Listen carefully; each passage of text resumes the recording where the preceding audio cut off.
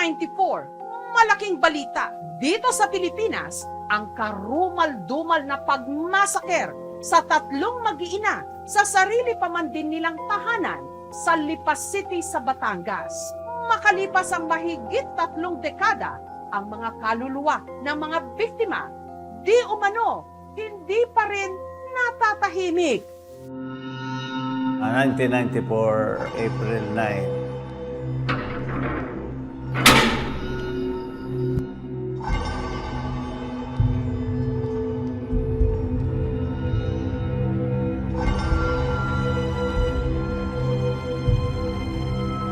Bago mag 12 o'clock, midnight, may nag-report sa station, hindi normal ang development doon sa bahay. Parang walang tao. Yun ang natagpuan nila. Patay na yung 3 mag-anak. Natagpo ang nakahantusay sa sala ng bahay nito ang mag-iinang Helen Arandia, 34 na taong gulang, Chelsea Liz, 6 na taon, at Angeline, 4. Ang motibo, lasing, under the influence of either drug or alcohol. Nangungutang kuno, hindi pinautang ni Mrs. Arandia, kaya pinatay yung 3. It was actually a massacre. Until such time, na lumabas ang pangalan niyan, Elmer Palikpik.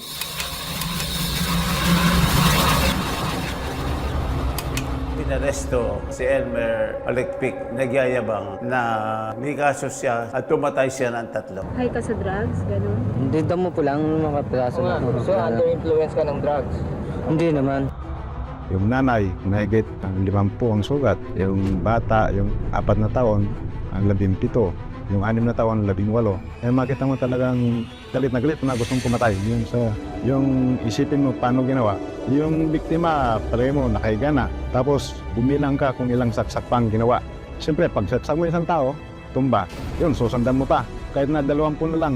Napakahirap. Hindi ko alam kung sino titingnan ko nung time na yun. Kasi 3 sila eh. Parang gusto ko na rin sumama sa kanila, ganun. Gaya nyo, kami rin ay nagtatanong, kailan matitigil ang mga nakakabagabag na mga krimen? Tao pa nga ba ang nakakagawa ng mga ito o hayop na?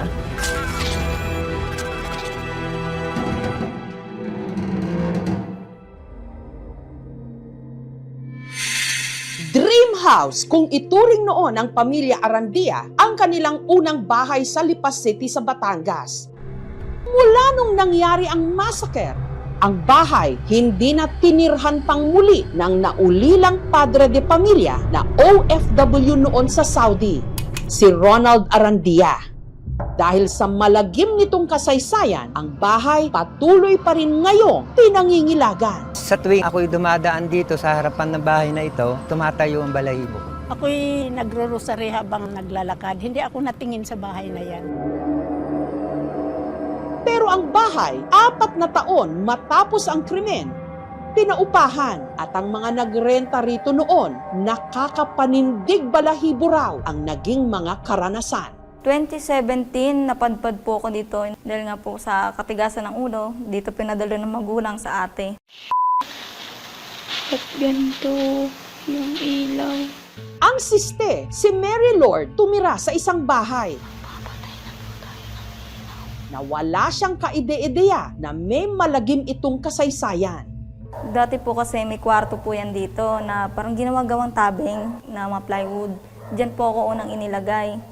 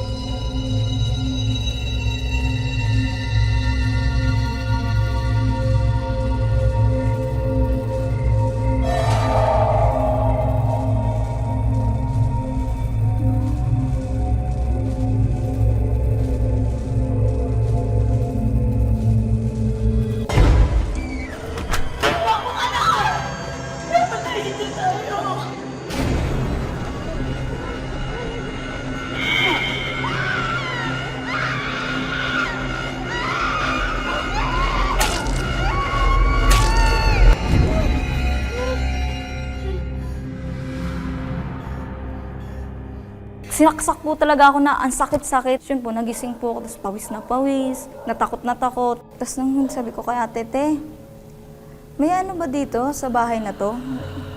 Ay, wag mo na lang pansinin yan, sabi ni ate. Mary Lord, bilisan mo na! Kanina pa kami dito sa labas. Kakain na! Opo ate, palabas na po.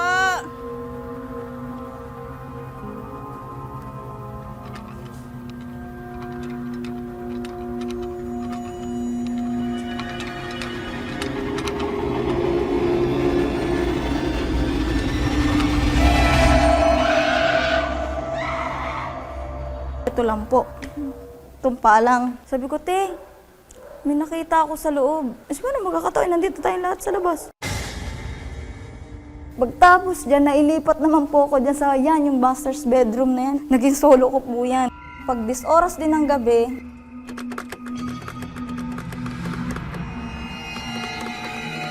Hindi pa rin kayo natutulog? Susumbong kayo kay ate.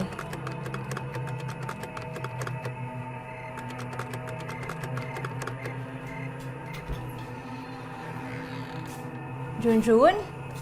Mek-mek? Tulog na si Junjun at saka si Mek-mek. Sorry po ate. Patulog ka na rin.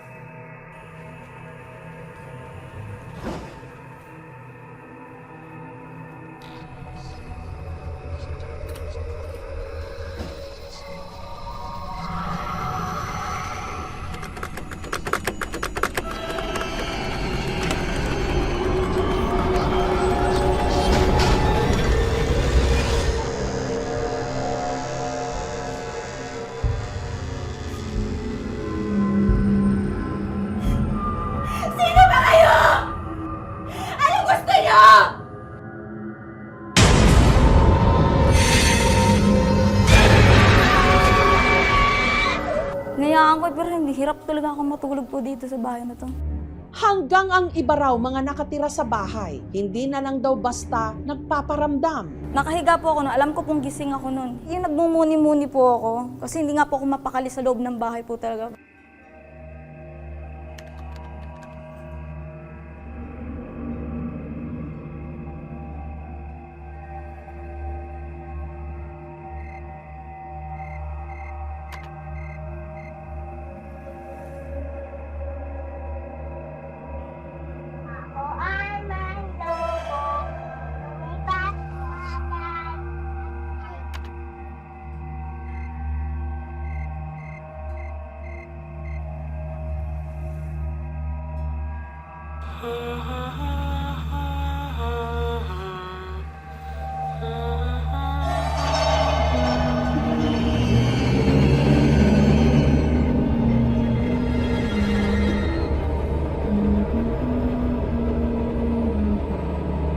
Mararamdaman mo po talaga pag iyakap, maghigpit. Yung bulong niya, naglalambing na kala mo nanay. Tinanong ko na nga po si ate, ano bang about nangyari sa bahay na ito? Siya nga, kinuwento ni ate na pinatay nga yung mag-iina dito.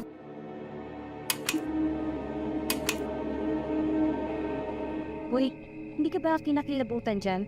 Gusto ka namin silang makilalas. Ako na gusto silang sabihin sa atin. Hinapag-right mo na nga yan. Basta mamaya, mas lalo pa sila magparamdam sa iyo eh. Burahin na. Ewan ko nga sa'yo.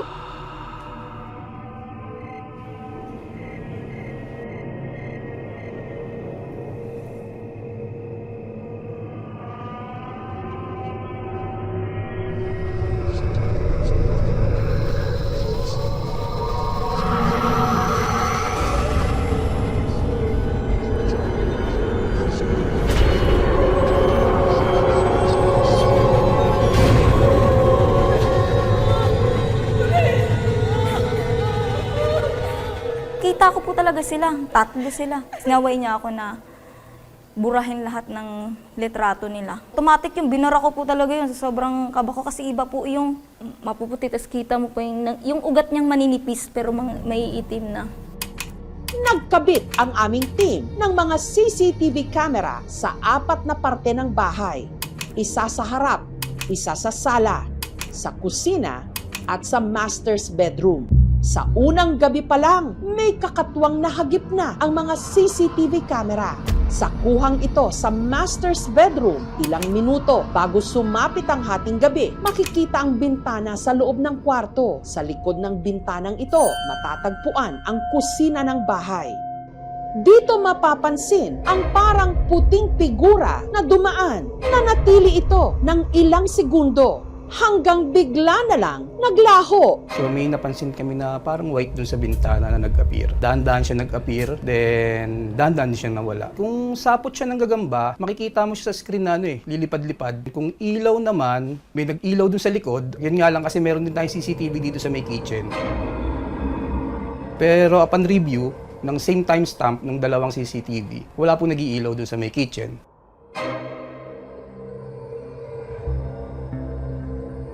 Pamilya ni Ofelia, alam daw nila ang kahindik-hindik na nakaraan ng Lipa Massacre House. Pero pikit mata pa rin silang tumira rito mula taong 2022 hanggang 2024 dahil mura ang upa. Pagtira ko dito, unang gabi masarap ang tulog ko. Hindi naman nakakatakot. Pero naramdaman ko talaga nandito sila. Kasi syempre dito sila namatay, bahay nila to eh. Pangalawang araw ko, naglilinis ako ng ito mga jealousy.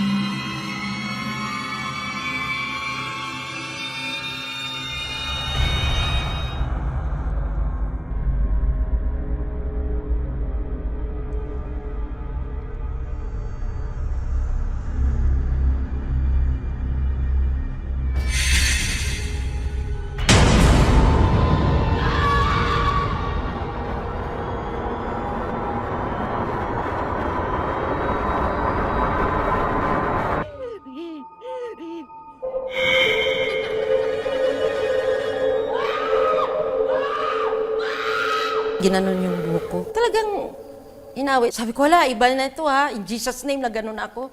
In Jesus' name. Tapos doon ako sa labas. Pero ang pinaka hindi malilimutan ni Ofelia, ang nakita niya raw mismo sa master's bedroom.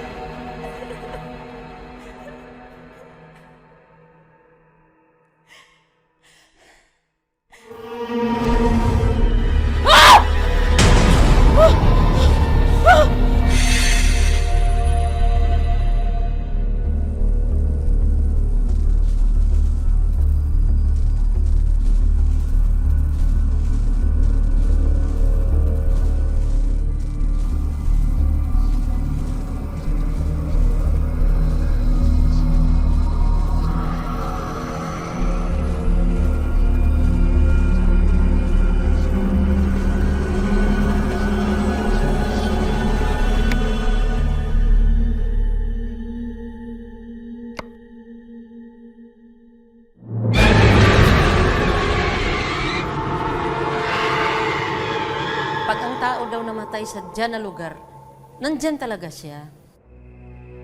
Mahigit 3 dekada ang lumipas mula nung nangyari ang krimen. Ang Lipa Massacre House patuloy pa rin kumikiliti sa imahinasyon ng publiko. Pero ang tanong ng ilan, kamusta na kaya ang padre de pamilya ng mag-iinang Helen, Chelsea at Angeline na si Ronald Arandia? Hinanap namin siya at dito sa Batangas City na siya ngayon nakatira. Handa na raw niyang ibahagi ang bangungot na kanyang pinagdaanan na nagsimula sa pagtatayo ng kanilang dream house. Siguro mga 1990 nabili namin yung lote. Nagplano kaming magpagawa ng bahay mga 1992. Kasi pag may pamilya na, dapat may sarili ka ng bahay. Siya ang bumili ng lote. Siya nagpagawa ng plano ng bahay. Nagtyaga ako sa Saudi para mapag-ipunan yun. Iba kasi ang kita sa abroad. Sama-sama sila pag pupunta sa tindahan daw. Yung huli kong alis. Nung tumingin ako, yung bunso ko na lang ang nasa may pinto. Nakatingin sa akin. Hindi ko alam yun na pala akong huli. Pero noong April 1994, isang buwan na lang sana, bago matapos ang kanyang kontrata sa Saudi, si Ronald bigla raw pinauwi sa Pilipinas. Pinatawag ako na kung gusto ko raw umuwi. Sabi ko, gusto kong umuwi pero sa isang buwan pa, Mayo. Umuwi ka ngayon, bibigay namin yung pera mo. Nalaman na pala kasi ng kanyang boss at ng kanyang mga katrabaho ang sinapit ng kanyang pamilya. Pero hindi nila madiretso si Ronald sa naghihintay sa kanya sa Pilipinas. Pinaalam nung umaga, uwi ako ng hapon. Sabi ko, bibili muna ako ng mga pasalubong. Sabi ng mga kasama ko, wag mo ka nang bumili. Kailangan mong pera. Sabi ko, hindi, bibili ako. Nagtaka ako bakit ang dami naghatid sa akin sa airport. Wala pa rin akong alam. Ang pinakamasakit sa lahat, aksidenteng nalaman ni Ronald ang nangyari sa kanyang mag-iina habang nasa eroplano siya nung nabasa niya sa dyaryo ang nangyaring Lipa Massacre. So nung pagdating ko dito sa airport, sa aeroplano, doon ko nabalitaan. Nasa aeroplano, hindi ko alam kung anong gagawin ko.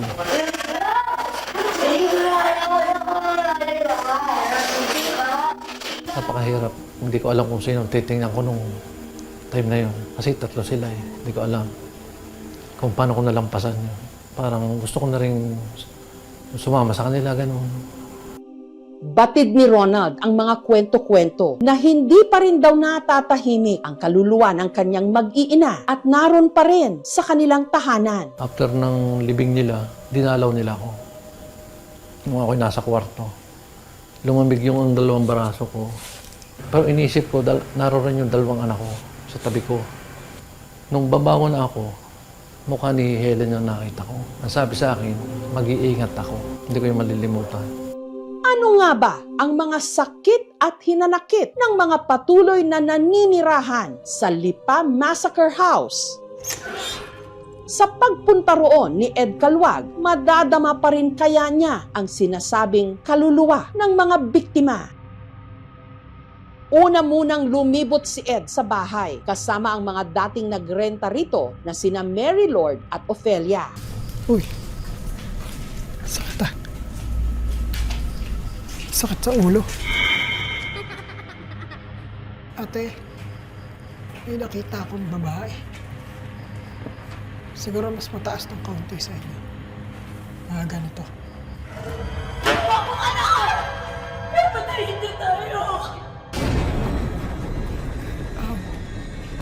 Habang lumalapit, sumasakit sa ulo. Maya-maya pa, sina Ed pumasok sa master's bedroom. Umiiyak eh. Anong bata? Ma'am, ano po? Bata. Saan po? Umiiyak. Ma'am, po, bakit po? Ano po narinig niyo, ma'am? Kaya? Rosa po, ano po yung narinig niyo? May babae doon. Dugoan. Ang daming dugo. Meron dito malalim na sa part na to. Dito may malalim. Tsaka dito. Bigat. Nakaka-torment yung sigaw niya. Yung tulungan mo ako, tulungan mo ako. Tulong. Wala ka narinig. Narinig ko. Sunod na tinungo ni na Ed ang kusina kung saan binangungot daw si Mary Lord. Willing ka ba? Sige nga. Kung kaya mo mag-respond sa akin, katukin mo dito. Pero kayo kasama dito na interactive na cruise. Ilang minuto lang matapos ang pagkatok ni Ed sa pinto, ito na ang sunod na narinig mula sa pinto ng kusina. Pakinggang maigi. Subukan lang po natin mag-establish ng communication. Hala, kinatok yung pinto. Kinatok ang pinto. Narinig niyo, di ba?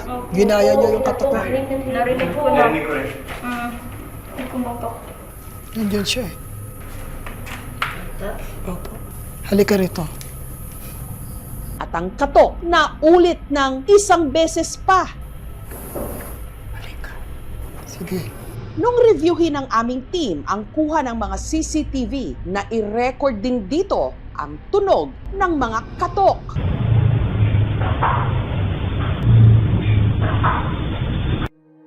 Sa patuloy na paglilibot ni Ed sa Lipa Massacre House, ang mga kaluluwa sa bahay tila nakipaglaro pa sa kanya. Pwede niyo bang galawin yung mga gamit ko? Kasi intelligent po sila eh. Nakakapagpagalaw sila ng gamit eh.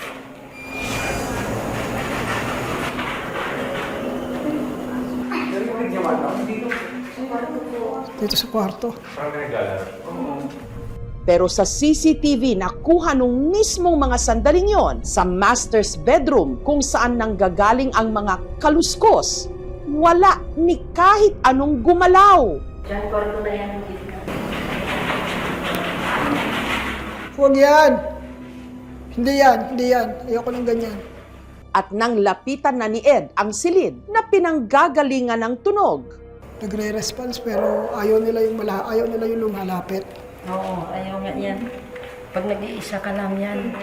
habang naglilibot ang aming team, may nai-record na tunog ang kamera. Pakinggang maigi. Anong pangalan mo?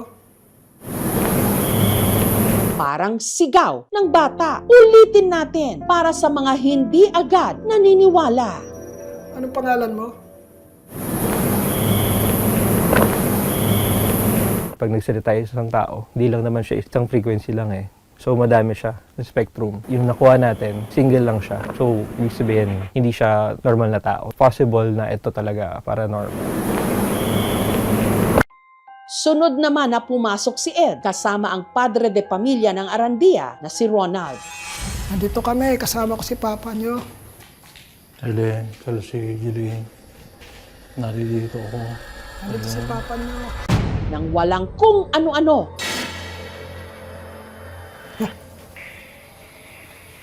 Tumunog ba isa? Nakapatay na to. May gusto pa ba kayong sabihin? Aalis na kami. Aalis na kami. May gusto ka pa bang sabihin? Nakikipag-interact sila doon sa mga taong pumapasok sa loob nito. Kaso, ang problema ko, I don't think kasi na enough yung energy nila. Kaya nila yung kutkutin o kaya katukin din. So yun yung naisip ko na kumatok at humingi ako ng response sa kanila na katok din. Kumatok din. Kumatok naman talaga siya. Yung pintuan na po ba yun, may chance ba na may makakatok doon na tao? Wala. Wala. Dahil sarado na yun. Sarado yan dyan. Yan na. Eh yung kumakaluskus po, wala po bang hayop or manok sa loob or sa likod? Ay, wala. Walang hayop. Walang hayop dito. Hayop dyan, wala. Samantala, binisita ng aming team ang suspect sa pagpatay sa mag-iinang Arandia na si Elmer Palikpik. Nakapiit siya ngayon sa Sablayan Penal Farm. Tumanggi siyang magpa-interview pero nagpaabot siya ng isang liham. Ako, si Elmer Palikpik, ay tumatanggi sa hinihinging interview ng kapuso mo, Jessica Soho, para na rin po sa aking privacy at seguridad. Kinakatakutan itong bahay nila, hindi naman dapat katakutan eh. Ang dapat katakutan yung tao na buhay dahil yung tao na buhay pwede kang gawa ng masama tulad ng ginawa sa kanila. Walang pusong kinuha kay Ronald ang kanyang mag-iina. Makalipas ang 3 dekada, ang tanging naiwan na lang sa kanya ang kanilang mga larawan, birthday cards at voice tapes. Ito yung dating picture nila nung magki-Christmas. Kuha ito dun sa in-laws ko kasi wala pa kaming bahay noon. Kahit wala na sila, tinitingnan ko pa rin. Lahat to, pati yung mga ibang gamit nila, nasa akin pa. Nangihinayang. Sayang.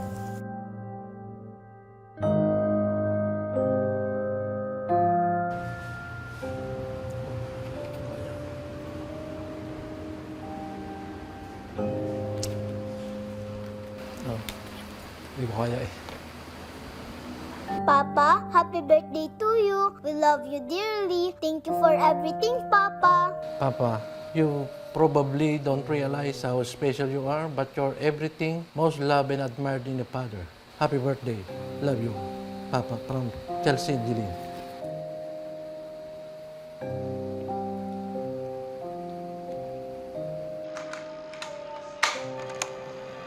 Ayos ka na dito walang problema. Ano pa ba? Yung pampasko mo dyan. Basta hintayin ka namin dito sa May. Ang tagal pa pero sinabi ko na hintayin ka namin sa May. Wala mag-i-extend. Bawal ang extend sa panahon ito. Matatapos na ang mundo mag-i-extend ka pa. Pero parang kayo nakausap na mag-iingat, ganyan, sasalita ang bata. Doon, ma-homesick ka pag nadinig mo yun. Na, mag-iingat ka dyan. Mahal na mahal ka namin. Ano, Chelsea? Lag na lag natin ang Papa. Ano? Sino bang idol ni Chelsea? Si Papa. Ano? Bakit mo mahal ang Papa mo? Siya tata ko ako ay may lobo. Tumipat sa alay. Kaya kita. Sayang na lang ang sa'yo. Naglobo. Natagay sa pagkain. Napulog pa ako.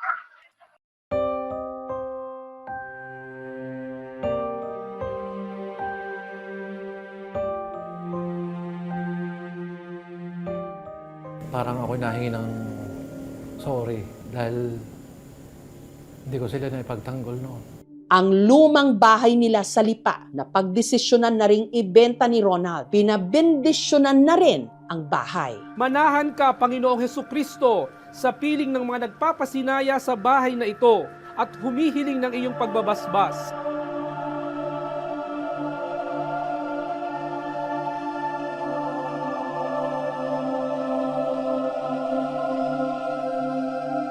Hanggang ngayon eh parang narito pa.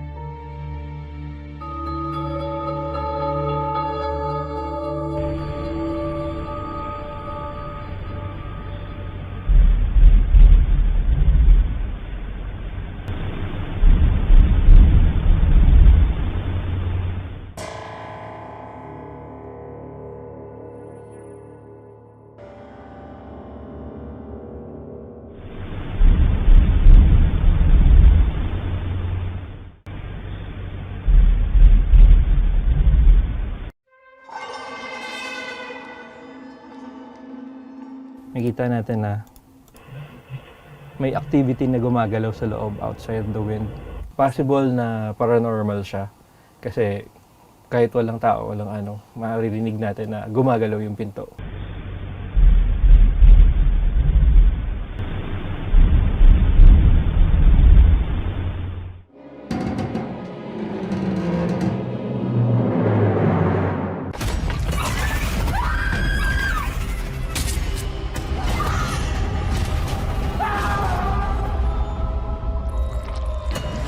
Palangga ko ikaw, Apo.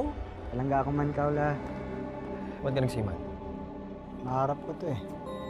Para kay Lola din. Hindi ko na ho alam, hindi ko naiintindihan kung ano nangyari sa kanya. Baka siguro kayong gagawin namin ng lahat para sa kanya. Wala ka ba talaga nakita, Arner?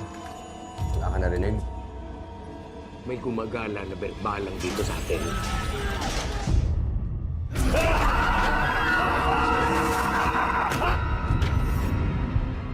Ang mga nangangambang puso't isip Ginagamit yan ng demonyo para kumapit sa kaluluwa ng tao.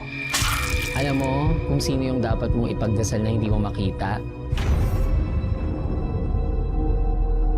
Si Pochong. Kumakain ng patay, may mata ng pusa, may pakpak ng pangke, lumalakas kapag kabilugan ng buwan. Mag-iingat ka sa masusunod mo sasabihin. You know about the Pochong? Please refrain from talking about Pochong. Do not attract its attention. Father Rex, yan po bang pinakamatinding sanik na naharap ninyo? Hindi ako titigil hanggang hindi ako nakapaningin. Hindi tayo papatay. Kakampi natin ang Diyos. Huwag sumapakita sa akin! Masusunod ang kaluluwa mo, Silviar mo! Mapatawad ang Diyos sa lahat ng lumalapit sa kanya!